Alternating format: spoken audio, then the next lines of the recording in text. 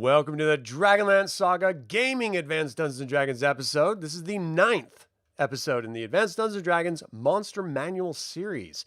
It is Kiranor Fleur Green the 20th. My name is Adam. Dragonlance came out of Advanced Dungeons & Dragons, so I thought it'd be fun to read the core rules aloud and discuss them with a live audience. I would like to take a moment and thank the DL Saga YouTube members and Patreon patrons and invite you to consider becoming a member or patron. You can even grab Dragonlance Media or get $10 signing up to startplaying.games using my affiliate links. They're in the description below.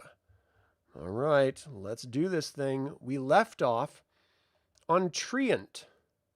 So let's pick up with a Treant. And you can see the Treant is picking up a bad guy right now. Trying to stab him with a dagger. He should be carrying a torch. Then the Treant would be running. All right, Treant. Treants are strangely related to humans and trees, combining features of both species. They dwell in woods and forests and are basically indistinguishable from trees. They hate evil things or unrestrained use of fire. If need arises, Treants can actually cause trees to come to life. Move 3 inches per turn. Again, inches outdoors is times 10 in yards.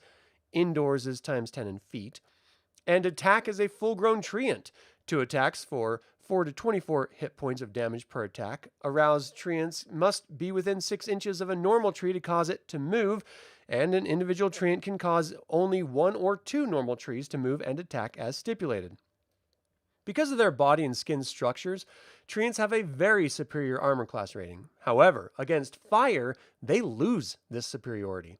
Attacks based on fire are at a +4 on 2 hit dice. Treants save against such attacks at a -4, and fire damage dice are also +1 hit point. Treants of small size, 12 to 15 feet tall, have 7 or 8 hit dice and do 2 to 16 hit points damage per attack. Middle-sized Treants, 16 to 19 feet, have 9 to 10 hit dice and a damage of 3 to 18. And those of large size, 20 to 23 plus feet, have 11 to 12 hit die and do 4 to 24 points of damage. Treants and Treant-controlled trees cause 1 point of structural damage on fortifications. This is for both attacks possible to any given Treant or Treant-controlled tree, regardless of the size of the Treant attacking. A Treant lair will typically be a vast cave, screened by many plants and trees. Treants resent greatly uninvited entrance into such a place. Tritons are next. And it just looks like a merman. That's kind of it. All right, Triton. Tritons are rumored to be creatures from the elemental plane of water, which have been planted on the material plane for some purpose presently unknown to man. They are sea dwellers inhabiting warm waters principally, but equally able to live at shallower great depths. They seldom venture forth upon dry land. For every 10 Tritons in a group encountered, there will be an exceptional one. In addition to this, Tritons having 4 to 6 hit die. For each 20 Tritons encountered, there will be an exceptional Triton with 7 to 8 hit dice. The leader of any group of Triton numbering 50 or more will have 9 hit die. For every 10 Tritons in a group, there is a 10% chance that they will have with them 1 to 4 of their kind with magical ability from 1st to 6th level. It is 90% likely that the Tritons encountered will be mounted upon hippocampi, 65%, or giant seahorses, 35%. If Tritons are encountered in their lair, they will always be the following additional figures: 60 males, 6 exceptional males of 4 to 6 hit die, 3 exceptional males of 7 to 8 hit die, 1 magic user of 7 to 10th level, 1 cleric of 8th to 11th level, 4 clerics of 2 to 5th level, females equal to 100% of males, young equal to 100% of males. There's also a 75% chance there will be 2 to 12 sea lions as pets and guards.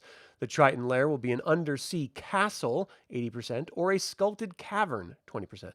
Only male Tritons will engage in combat as a general rule. They will wear armor of scales, which increase their protection to armor class 4. Mounted Tritons bear long spears, lances, or tridents. A typical arms of a group of Triton: heavy crossbow and dagger, 30%, sword and dagger, 10%, spear and dagger, 20%, trident and dagger, 40%. Triton leaders will bear conch shells, horns, which will calm rough waters when blown a special way. These instruments are typically used as signal devices. The horn will, when blown properly, summon 5 to 20 hippocampi, 5 to 30 giant seahorses, or 1 to 10 sea lions. The conch shell horns can also cause marine creatures with animal intelligence or less to flee in panic. The creatures saving versus magic with a -5 on their 2-hit die rolls for 3 to 18 turns. It is possible that psionically endowed tritons will be in any given group. One triton in 10 has a 5% chance of having psionic abilities of the sort applicable to magic users. If a psionic individual is indicated, roll a 12-sided die for the number of abilities by random selection. Attack and defense modes are commensurate with potential abilities, etc. Tritons have their own language. They can also speak the tongue of sea elves and that of Lokatha. Description. Tritons have silvery skin, which fades into silvery blue scales on their lower limbs. Their hair is deep blue or blue-green. History. Tritons are known to serve the god Triton. Surprise! And little else is known about their purpose on the material plane. They have fought fierce wars with the Sahuagin and skirmish continually with Ixitzachitlь, Coalinths, and Lacedons. They are generally well disposed towards humans who do not mean harm to the Triton society. Wow, that was a lot. But how about the troglodyte? Look at this guy. Troglodytes are a race of reptilian humanoids who dwell in subterranean places. They loathe humans, and their aim is to slaughter all whom they encounter. Troglodytes have excellent infravision, 90 feet. For every 10 troglodytes encountered, there will be a 1-leader type with 3 hit die. For every 20, there will be an additional 2-leader types with 4 hit die each. If 60 or more are encountered, there will be a troglodyte chieftain with 6 hit die and 2 to 8 guards of 3 hit die each. The lair of a tribe of troglodytes is typically a large cave or cavern with small chambers adjoining it in which the individual units live. A lair will contain females equal to 100% of the males. Females fight as 1+1 hit die monsters. There will also be hatchlings and eggs, but these are of no importance. Troglodytes can attack with claws and teeth, but 50% of them use weapons of some type. The armed half of the group encountered will have Javelin 2, 25%, Battle Axe Stone, 10%, Morningstar Stone, 10%, Sword, 5%. Their javelins are great vaned darts, which have a +3 chance to hit when used by troglodytes and cause 2 to 8 hit points damage. They shun armor. When aroused, you know what troglodytes make me think of? The creature from the Black Lagoon. They don't look like it, and they're not even underwater. But for some reason, that makes me think of it. All right, well, what are you going to do? I just wanted to show you this image too. Look at him fight. Kill the human. Why do they hate humans so much? Did humans mock them when they were children, and since then they've just hated them? Inquiring minds want to know. When aroused for battle, troglodytes emit a secretion which smells extremely disgusting to humans, including dwarves, elves, gnomes, half-elves, and halflings. Those humans failing their saving throw versus poison are affected by revulsion, so as to lose 1 point of strength per melee round for 1 to 6 rounds cumulative. Loss of strength lasts 10 melee rounds after it's taken final effect. That's why humans make fun of them, because they stink. And the troglodytes are pissed at the humans for making fun of them because they're self-conscious about the stink. Yeah, I figured it out. All right. Troglodytes have a chameleon-like power, so they can change their skin coloration to shades of gray, brown, or green. They thus surprise on a 1 to 4 unless they are angry and excreting their stench. They use this coloration to hide when an encounter goes against them. All right. We all love the troll. Do you guys remember the first time you encountered a troll in a D&D game? It's just like one of those monsters you don't know can regenerate until you face them, and you're just like, oh shit. These things are incredibly strong, and they regenerate. They're totally brutal. That's part of what I love about these monsters, is that you don't know their strengths or weaknesses until you encounter them and stumble upon the strengths and weaknesses. And then, you're like this veteran warrior that is telling all the new kids on the block how to act and stuff. But until then, you're just terrified of everything. Trolls are horrid carnivores found in nearly every clime. They are feared by most creatures, as a troll knows no fear and attacks unceasingly. Their strength of smell is very acute, their infravision is superior, 90 feet, and their strength is very great. A troll attacks with its clawed forelimbs and its great teeth. A troll is able to fight 3 different opponents at once. 3 melee rounds after being damaged, a troll will begin to regenerate. Regeneration repairs damage at 3 hit points per round. This regeneration includes the rebonding of severed members. The loathsome members of a troll have the ability to fight on even if severed from the body. A hand can claw or strangle, the head bite, etc. Total dismemberment will not slay a troll, for its parts will slither and scuttle together, rejoin, and the troll will arise whole and ready to continue combat. To kill a troll, the monster must be burned or immersed in acid. Any separate pieces being treated in the same fashion, or they will create a whole again in 3 to 18 melee rounds. Description. Trollhide is a nauseating moss green, mottled green and gray, or putrid gray. The writhing hair-like growth upon a troll's head is greenish black or iron gray. The eyes of a troll are dull black. Turtle! I like turtles. I actually really love turtles. I had a musk turtle as a kid. It stunk, but I called it Mr. T because it was awesome. All right, Turtle Sea Giant. These basically non-aggressive marine creatures will fight fiercely if annoyed or threatened. If they surface beneath a small craft, there is a possibility of upsetting the vessel, i.e. 90% for a longboat, 10% for a typical longship. The head and flippers of the creature are armor class 5, but they can be withdrawn to make these area armor class 3. Turtle Snapping Giant. Feared greatly for their voracious appetite and aggressiveness, giant snapping turtles are found in lakes and large rivers. They lurk near shore or on the bottom as they do not swim quickly. They remain motionless, thus surprising on 1 to 4 out of 6. They then shoot forth their long neck up to 10 feet long to grab their prey. The head and limbs of these monsters are armor class 5, but they can be withdrawn to offer an armor class 2. That's crazy. All right, we are on to you. Let me just update this bad boy. And we're off to the races. Umber Hulk. Oops. Umber Hulk. Look at this guy. Have you ever fought one? I think I have. Umber Hulks are subterranean predators. Their iron-like claws enable them to burrow through solid stone at 1 inch per turn and through loam at fully 6 times the rate. What is loam? L-O-A-M. Their prey includes young purple worms. Wait, their prey is a purple worm? Onkegs and similar monsters. However, their favorite prey of Umber Hulks are humans. Oh, man.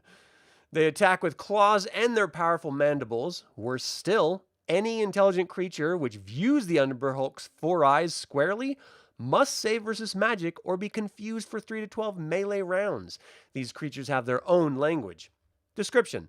Umber Hulks are black, shading to yellowish-gray in the front. Their head is gray on top, and their mandibles are ivory-colored.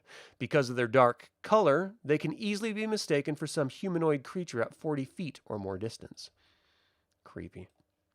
And of course, we have the unicorn. Unicorns dwell only in temperate woodlands, away from human habitation. These fierce but good creatures shun contact with all creatures except sprites, dryads, and the like. Elven and human maids of pure heart and good alignment may sometimes, 25%, tame unicorns for use as steeds, and such are faithful, obedient mounts. This reminds me of Legend. You guys ever see that movie? So good. Unicorn lairs in open dells. Their warded treasure kept in a nearby hollow tree, rocky niche, etc. When a unicorn charges into combat, it does not strike with its 2 front hooves, but its horn strikes for double damage, 2 to 24. Because the unicorn is magical, its horn gains a bonus of +2 onto hit dice. And possession of a unicorn horn is a sovereign remedy against all forms of poison, gas included. I did not know that. Possession of the horn is a sovereign remedy against all forms of poison, including gas. Naturally, the unicorn is not subject to poison. A unicorn always senses the approach of an enemy at 24 inches distance. They move very silently and surprise opponents on a 1 to 5 on a d6. That's incredible. Once per day, unicorns are able to use teleportation spells of limited distance, a dimension door to appear up to 36 inches away from their former position. They may so teleport with a rider on their back. Unicorns make all saving throws as if they were magic users of 11th level. They cannot be charmed or held by magic. Death spells do not affect them. They speak their own language. Wow, they are badass. And here we go. Unicorn. Awesome. I will not sing The Last Unicorn, even though I am in my head. All right, we are on V for Vampire. Vampire. The most dreaded of the chaotic evil undead is the night-prowling vampire. These creatures must rest in a coffin or similar receptacle during hours of sunlight unless far beneath the surface of the ground, and in the latter case they must occasionally return to such rest, for their power is restored by contact with the soil from their grave. Like all undead, vampires exist in two planes at once. In this case, the material and negative material. Vampires have 1876 strength. They are buff. If a vampire scores a hit on an opponent, its powerful blow causes 5 to 10 points of damage, and its powerful negative force drains 2 life energy levels from the victim, complete with corresponding losses in hit dice, ability level, attack level, etc. Vampires are affected only by magical weapons. They regenerate damage at 3 hit points per melee round. If brought to 0 hit points by combat, the vampire is not killed, but it is forced into gaseous form. It must then return to its coffin within 12 turns, rest 8 hours, and reform a corporeal body. Sleep, charm, and hold spells do not affect vampires. Neither do poison or paralysis. Vampires take only 1/2 damage from spells based on cold or electricity. A vampire can assume gaseous form at will. Likewise, a vampire can shape change into a large bat whenever desired, thus the flying movement shown for this monster. If it gazes into a person's eyes, the vampire will have the effect of charming, with the victim subtracting 2 from the saving throw versus magic. Charmed persons behave as if they have been successfully struck with a charm person's spell. All vampires also have the ability to summon creatures to aid them. In subterranean surroundings, usually 10 to 100 rats or bats, the latter only confusing and obscuring opponent's vision, not physically attacking. And in wilderness surroundings, typically 3 to 18 wolves. These creatures come within 2 to 12 melee rounds. Vampires recoil from strong garlic in the face of a mirror or a cross or several other holy symbols of lawful good, if any of these objects are presented boldly. Note, however, that none of these devices harm or drive the monster off.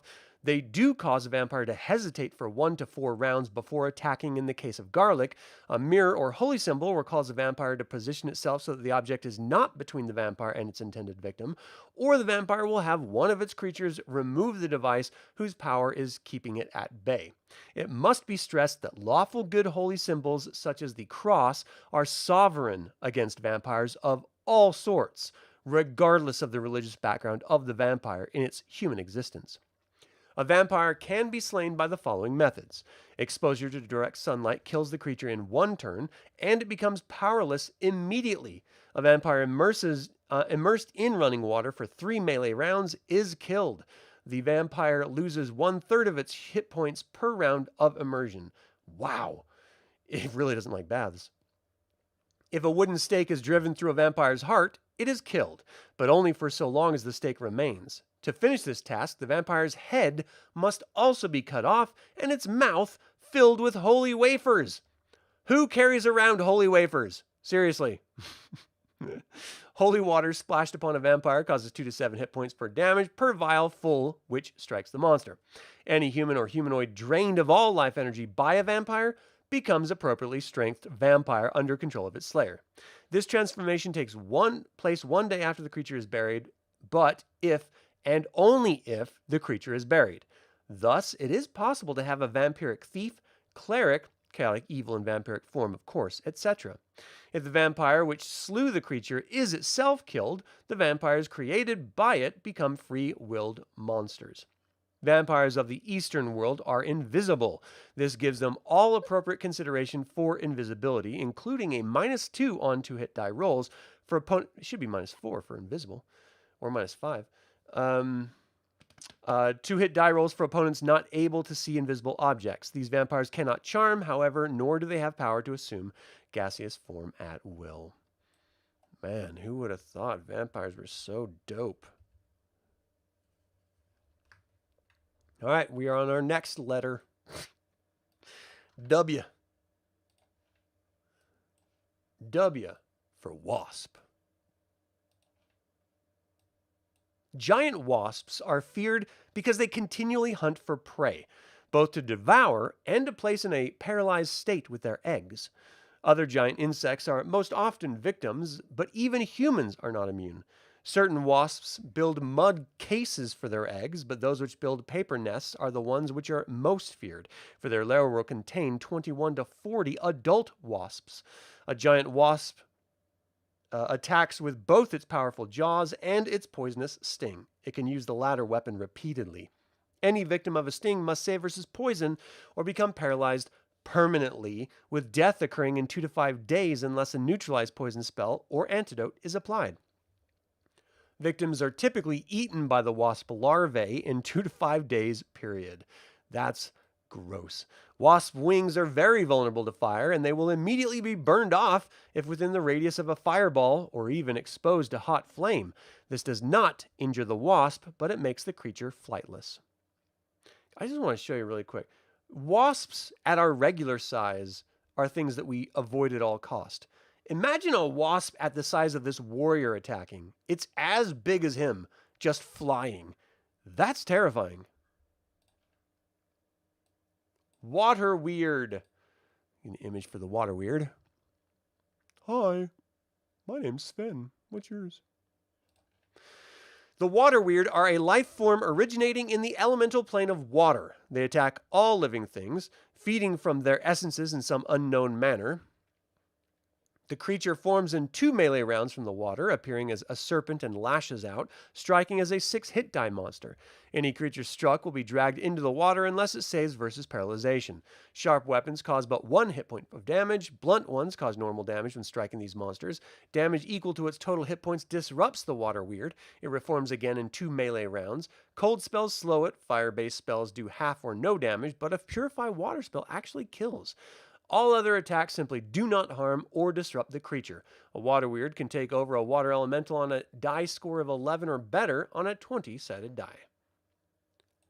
Weasel Giant.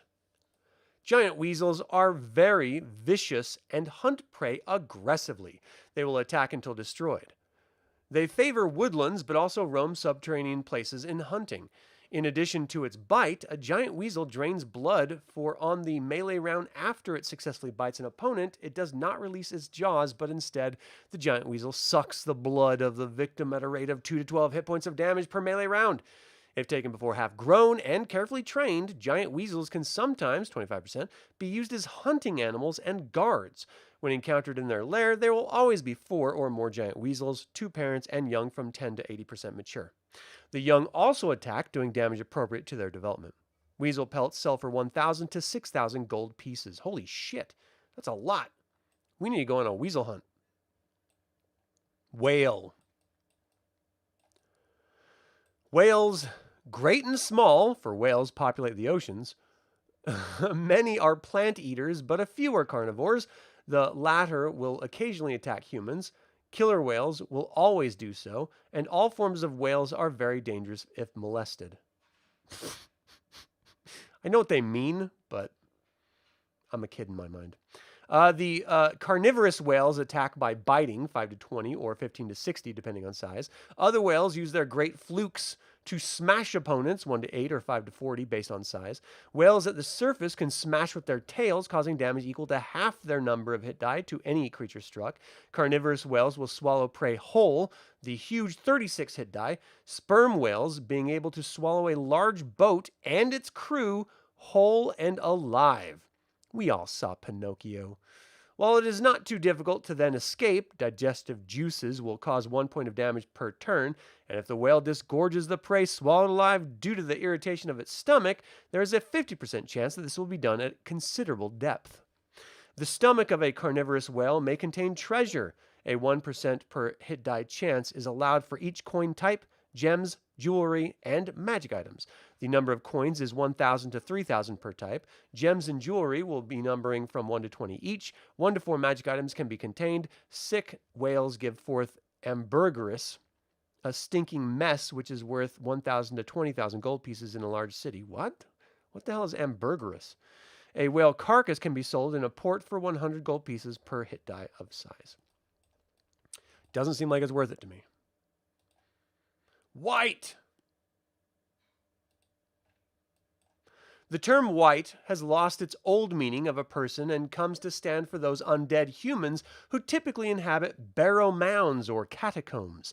These creatures are most evil and hateful, seeking to destroy any life form they encounter. Whites shun bright lights and hate sunlight.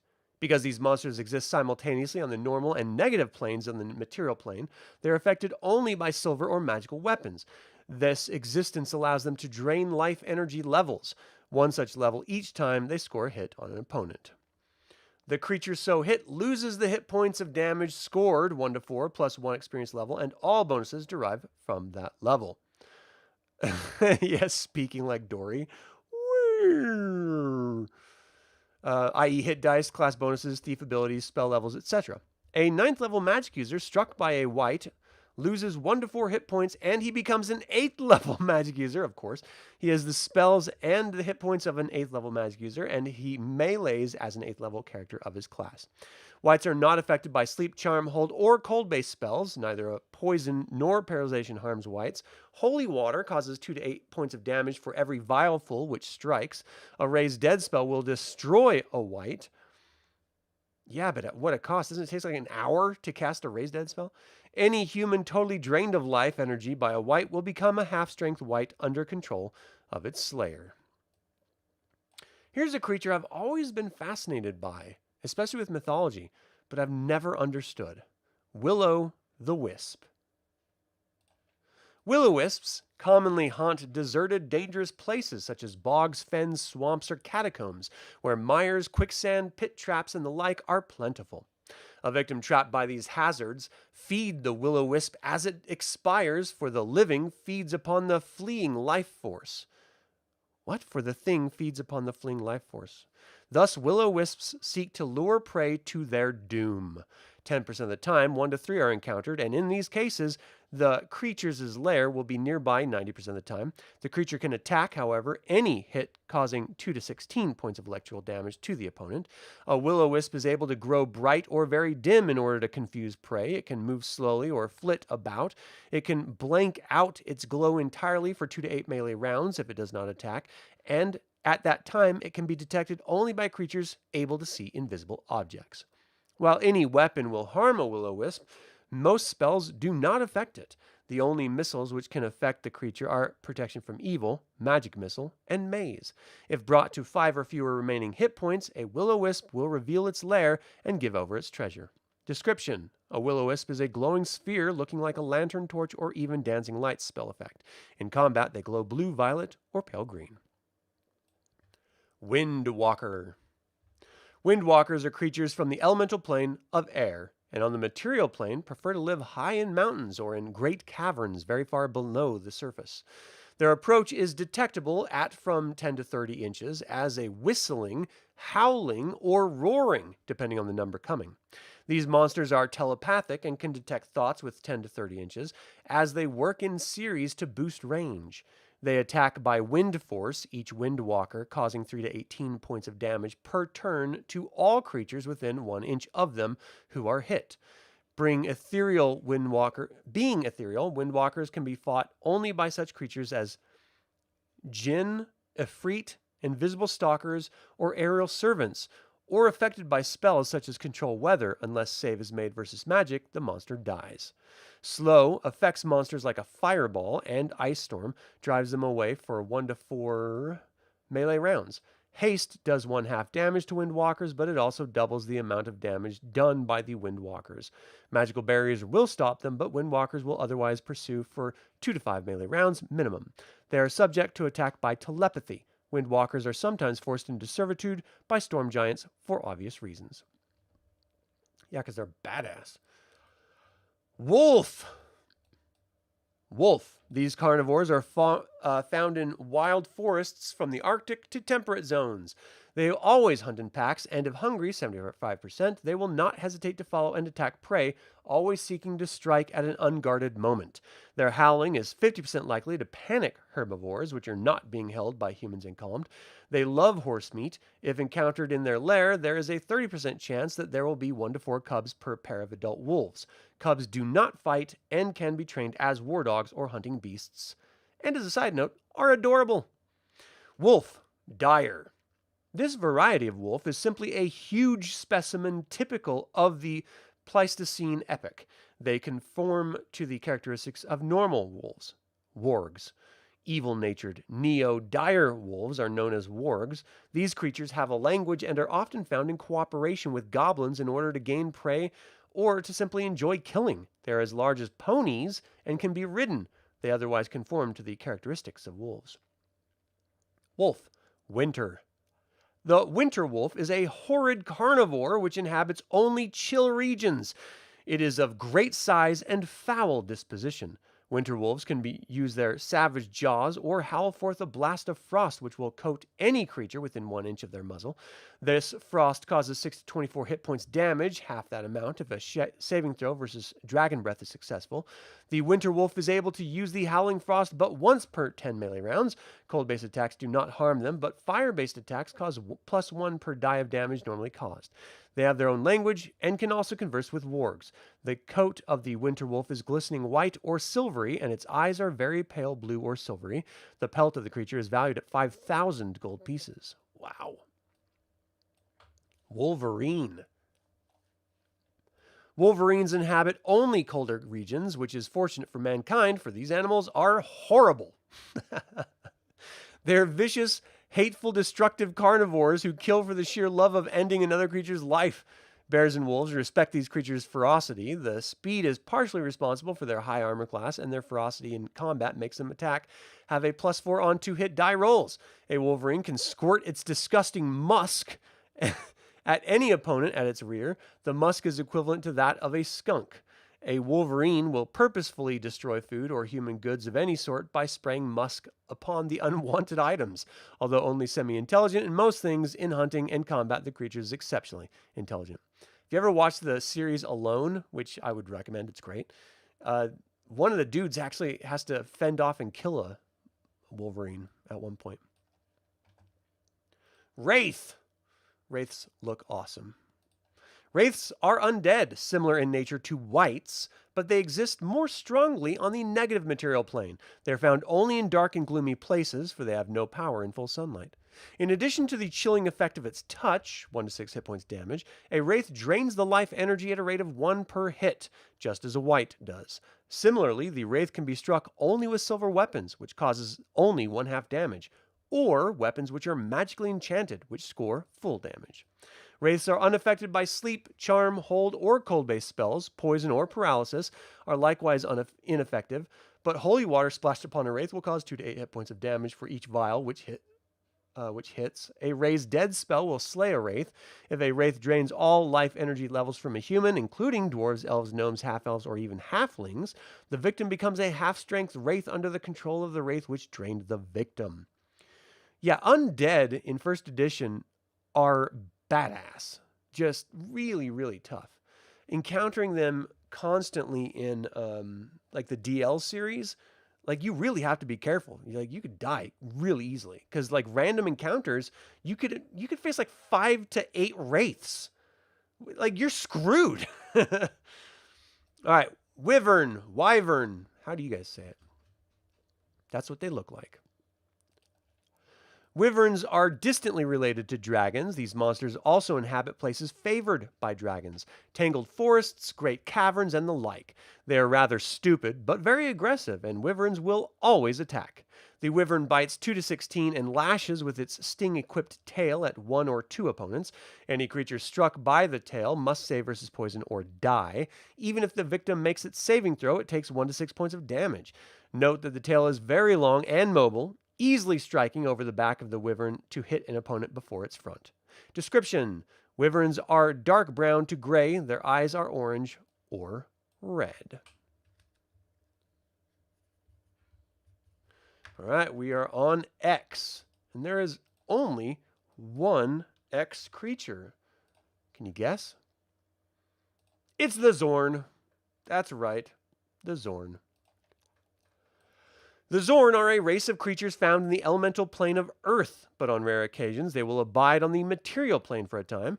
When so doing, they seek deep subterranean places. Zorn feed on certain rare minerals which are subject to their quest on the material plane. The jaws of Zorn are very powerful, and as the creature blends with stone, both in color and conformation, and as a physical capability, it is very likely to surprise any other creature. The Zorn is likely to demand such metals as copper, silver, etc. to snack upon, and if a passing creature refuses, the Zorn is 90% likely to take the metal by force, for it can smell such at 20 feet distance. You're just walking through a cavern, give me your copper. These creatures are not harmed by fire or cold-based spells. Electrical attacks such as lightning bolts do either half or no damage, depending on the saving throw. They are flung back 3 inches and stunned 1 melee round by a Move Earth spell. A Stone to Flesh or Rock to Mud spell will lower their armor class to 8 for 1 melee round, and the Zorn cannot attack during that time as they must adjust their molecules. Wow. Their normal armor class, by the way, is -2. That's brutal. And a Pass Wall spell delivers 11 to 20 hit points of damage to the creatures. If a combat is going against a Zorn, it will stop fighting, adjust its molecular structure, and pass through the nearest stone, usually the floor, to escape. This requires 1 melee round, and thereafter the Zorn can progress as normal movement through solid stone, earth, or similar substances. If it is struck by a Phase Door spell, which, when in this state, a Zorn is killed. That's awesome. Zorn are awesome. All right, we are on to Y. Can you guess the only Y creature? It's the Yeti. I don't know what they sound like. Inhabiting only regions of icy cold, Yeti are seldom encountered by warm-blooded mankind. Those who do have the misfortune to stumble upon these monsters seldom live to tell the tale, for Yeti are very fond of human flesh. Yeti attacks with 2 claw strikes, and if any one of these attacks succeeds with a die score of 20, the Yeti has grabbed and squeezed his opponents for 2 to 16 points of additional damage from the chill of the creature. Worse still, if the creature surprised an opponent, a saving throw versus paralyzation must be made, where the victim has looked into the creature's eyes and is rigid with fright for 3 melee rounds and can be automatically struck twice and squeezed by the Yeti. Yeti are nearly invisible until within 10 to 30 feet of their prey. For each level above first, add 5% of spotting a Yeti at normal distance, i.e., a second level character has a 5% chance of spotting one. Because of their adaptation to cold, Yeti are very susceptible to fire, and attacks employing such heat do 50% greater damage. If found in their lair, there is a 30% chance that there are 1 to 3 females there also, and a 15% chance of an additional 2 to 5 young if females are present. Description: these bulky 300-plus pound creatures are covered in long white fur. Their eyes are pale blue or almost colorless. Their claws and teeth are ivory white. In Taladas, there is a version called the Sequalamori or something like that. That's very similar to the Yeti, but they are kind of different. But that's in northern Krynn. What about in Icewall, in southern Krynn? Do you think there's Yeti there?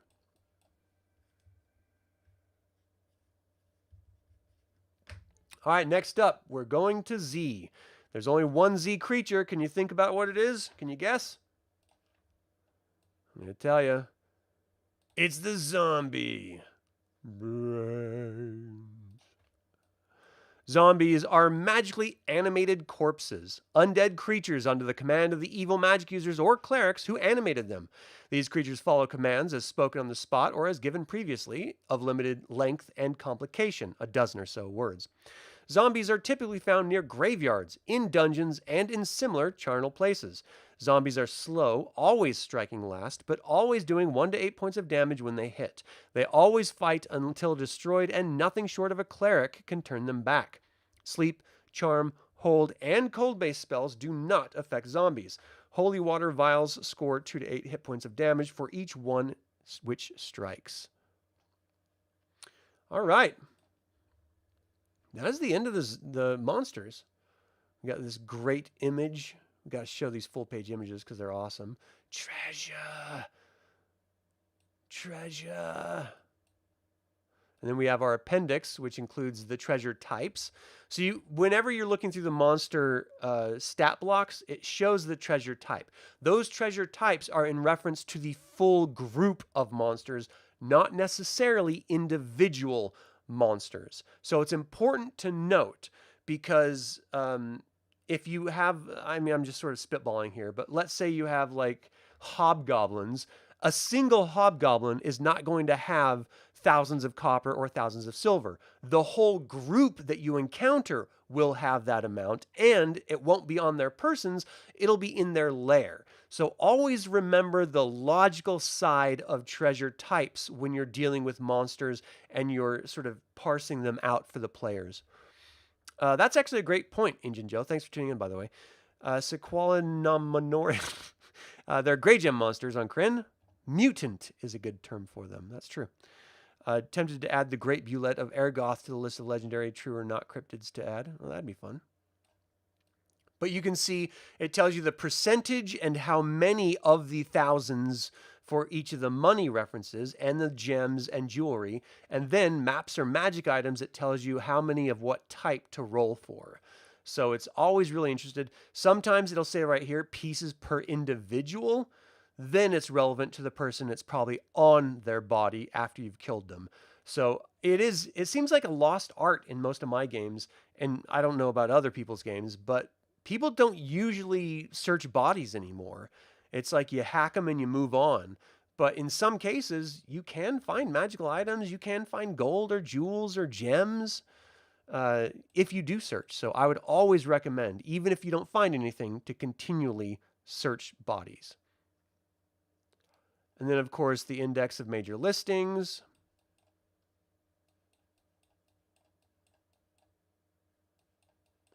Of course. And I can't believe we finished this. We got this nice little image. It looks like a bugbear to me and a chocolate. No, what is that? What is that? I know what that is. It's going to come to me. Naga and a creepy little centipede monster. And the legend lives on. This is the special version. It includes the errata that was released in Dragon magazines and stuff. All of this version, the special editions of the Monster Manual Player's Handbook and Dungeon Master's Guide and Unearthed Arcana, they all have the updated errata put into them. I don't know if it has every single piece of it, but I know it's noted as having that updated errata. And so that is, a very good reason to pick these up. They're kind of expensive for the physical version unless you do the print-on-demand version from, like, for example, Drive-Thru-RPG. But these are all available for purchase. All right. That is it. We finished it. We did it. That's right. We did it. Let me move this to the front cover. Oh, come on now. Why can't I? Oh, there it goes. It just took a minute. That is it for this episode. We are early, but what are you going to do? We ran out of content. That's it for this episode of Gaming Advanced Dungeons & Dragons. What do you think of the final monsters covered and the treasure table? Do you have a favorite monster in the collection? Feel free to email me at info@dlsaga.com or leave a comment below. I would like to take a moment and remind you to subscribe to this YouTube channel, ring the bell to get notified about upcoming videos, and click the like button. It all goes to help other Dragonlance fans learn about this channel and its content. Thank you to creator patrons Aaron Hardy and D. Robert Handy, developer patrons Chris Androu and Sam Ruiz, and all of the YouTube members. This channel is all about celebrating the wonderful world of the Dragonlance Saga, and I hope you'll join me in the celebration. Thank you for watching. This has been Adam with Dragonlance Saga, and until next time, Slanjavar.